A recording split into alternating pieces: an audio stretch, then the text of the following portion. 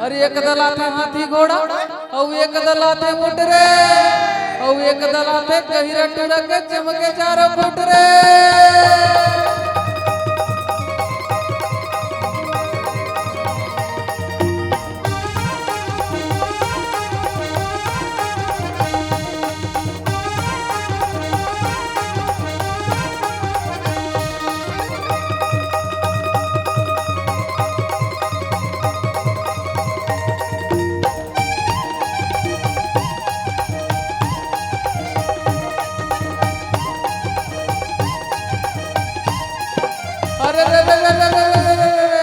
अरे चित्रकूट के घाट में भैया और भाई संतन की भीड़े तुलसीदास चंदन घिसे के तिलक करे रघुवीरे।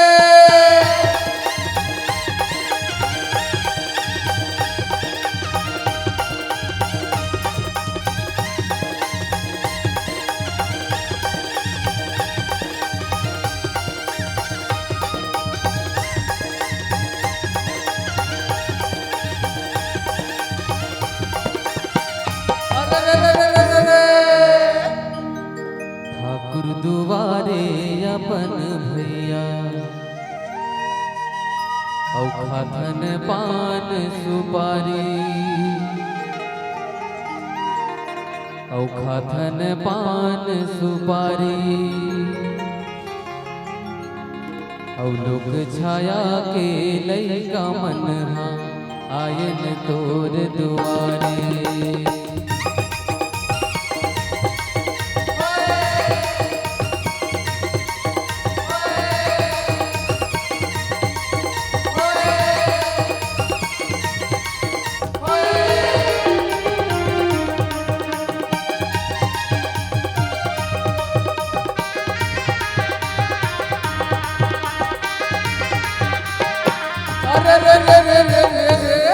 अरे का बार बजाए बजनिया और ककरो मन नहीं आए रे और गहिरा पाला छोड़ के रोंगोबती बजाए रे।